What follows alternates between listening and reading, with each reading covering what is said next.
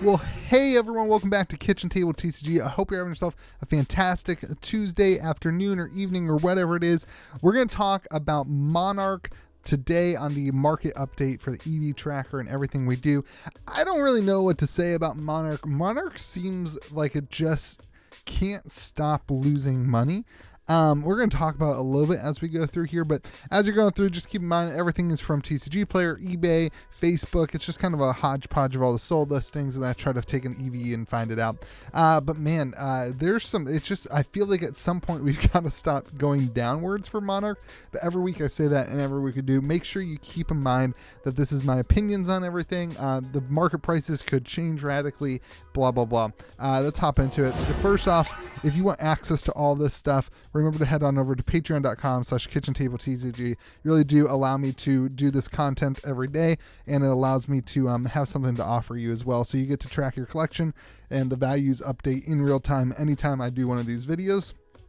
You also get yourself a discount code for the Midtown Merchant, which is the premier place to buy your Flesh and Blood singles.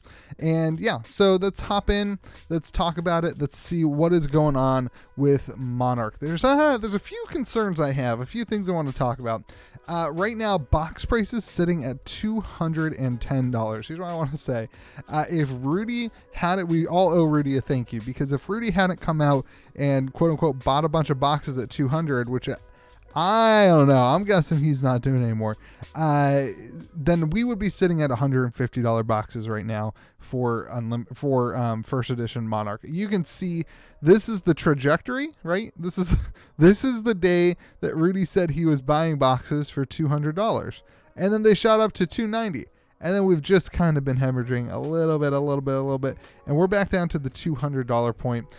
I don't know. I don't know if he's still buying or not, but I think if he wasn't buying, we would be down here if he hadn't bought about $150. It's a very interesting thought. We kind of started pre-order prices were at $400 to $500 way back in the pre-order time, and we're just kind of down here at the $210. You can see a bunch of them for sale or sold at about $210. Meanwhile, Unlimited, I don't know why it's not popping up, but it was at $65 right now over on the good old TCG Player. So let's see if it's worth it to open up a box. Meanwhile, you've got the Great Library of Solana. This is one thing I want to mention. Great Library of Solana First Edition.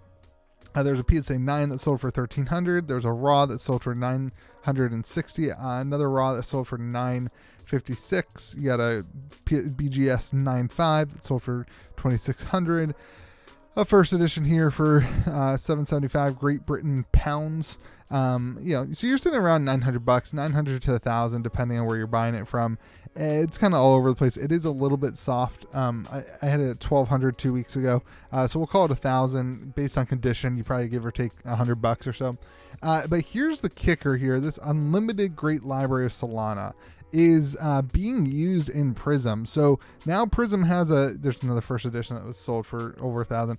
Now Prism in like competitive play, competitive deck has a $300 card in it. As you can see, it's just gotten picked up. I know that this card's been used in Prism since day one, but Prism wasn't as prevalent in the meta, and now Prism is pretty good and one of the boogeymen. So it's gonna probably keep going up in price as people keep looking at the deck lists, and it's gonna be super interesting to see what we do with a Fable that is in the set and actually super playable and used. I'm very curious to see what you think of that in the comment section before I make my own opinions. I want to hear out what other people have to say. I guess I'll tell you my opinion. I think it's rough to have a $300 card be in a deck list. I don't know. It's also a game for adults, so just don't play a different deck, I guess. I don't know. All right, here we go. First edition. Let's see. Is it worth it to open up one of those $210 boxes? The singles, legendary singles are pretty soft this week. You've got Footsteps coming in at about $250. There's a ton of sold listings for Footsteps this week. A lot of them moving. That was a long time ago. You got 295, you've got 237, and then on TCG Player you had some more around that $250 price point. So that's where that's at. Carrion Husk down to 240, Vestige of Soul to 190, Valiant Dynamo to 140, Doomsday, an interesting one here. I know Levia, whatever you want to call her, is starting to rise up in price a little bit, but Doomsday is one of the cards that we're starting to see increase in the cold foil version. There's one for 130 on eBay. There's one for 140. Currently the low price I think is like 160 on TCG Player. So that card's starting to see some play. It's starting to pick up. And then Eclipse, I guess it kind of bottomed out in a little bit of a slight uptick because it bottomed out just under $100, and so now we're kind of, people saw it as a good investment piece or something like that. So average is about $179. The Majestic cold foils are actually doing better. Raiden's up to 128. I know Bolton has seen some action too. Luminaris down to 240. Galaxy Black still no change. Hexagore to 112, and Dread Scythe still chuckling along at $73. Then you got your common cold foils, which this is like one of the areas where I wonder how much Tales of Aria is affecting the value and the perception of a cold foil common in the newer sets. I don't think that will apply to WTR and Arcane because they're so much more rare. But in here we are in Monarch, your average is in about $37. That's down 8%. You can see this kind of trend line, just like reading it and start buying a bunch of cold foil commons. The trend line just kind of keeps going down, and that's the price on those. Time Skippers is chucking up a little bit. I know that is being utilized a little bit in Oldhim against, and maybe some other decks, but a little bit in Oldhim against Prism mainly. So that might be a reason for that, although this is cold foil, so who knows. So anyway, that's where those are sitting. Extended arts are down about 9%. There was a Herald of Erudition that sold for $190. There's also one that sold for pretty low. I didn't include it. It was overseas.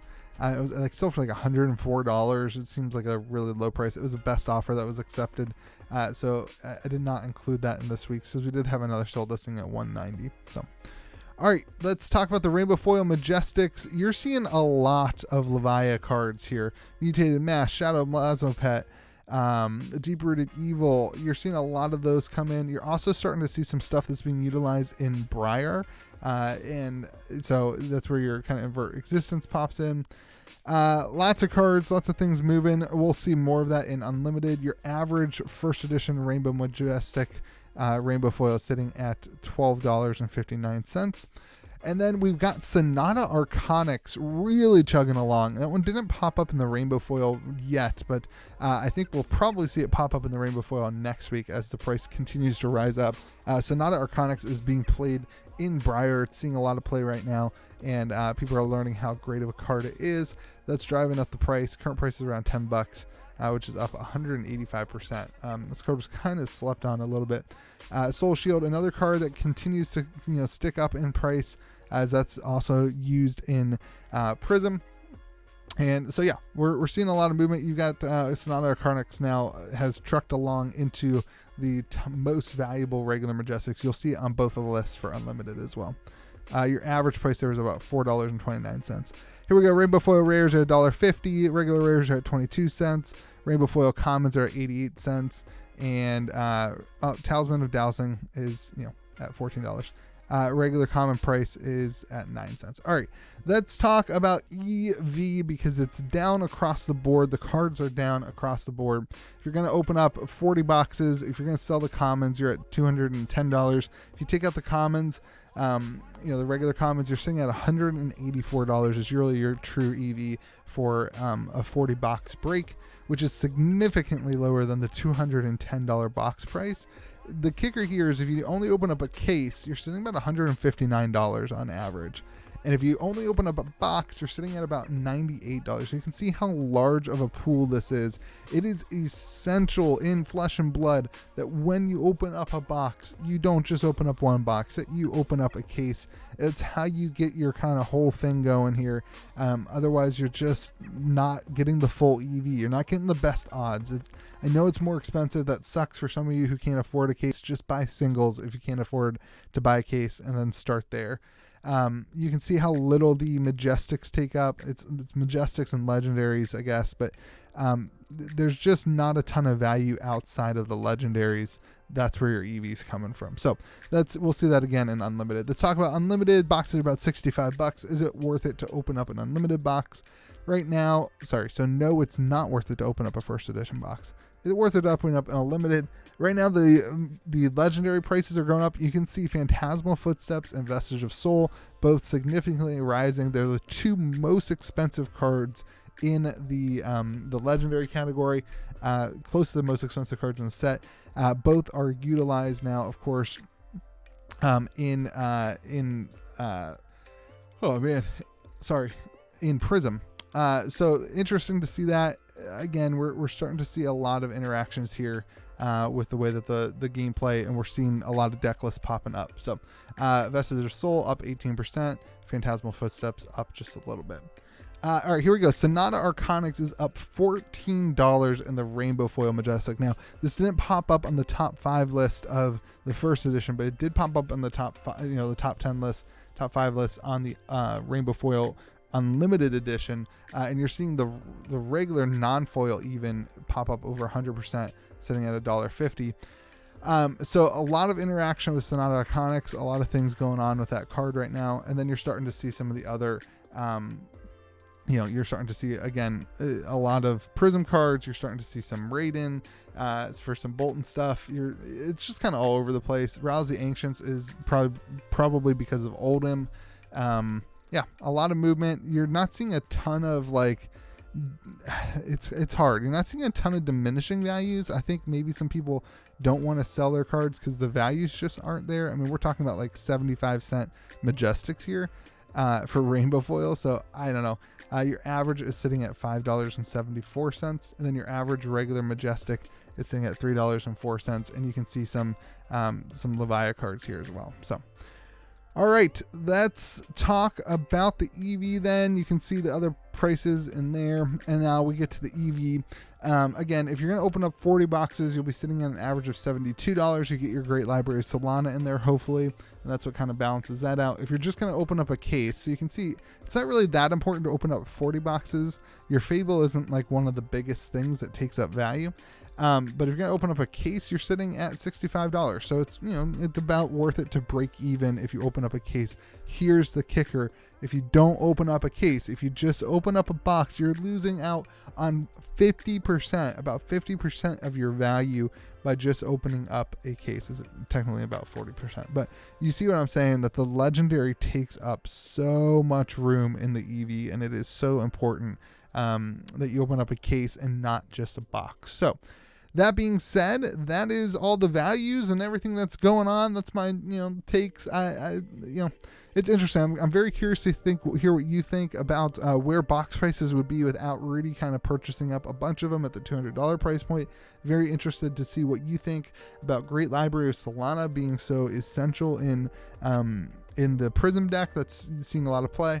Very curious on your take on that stuff. I hope you guys have a great day. Again, if you're looking for a way to track your collection and see the values and see if you have a full collection, head on over to patreon.com/KitchenTableTCG.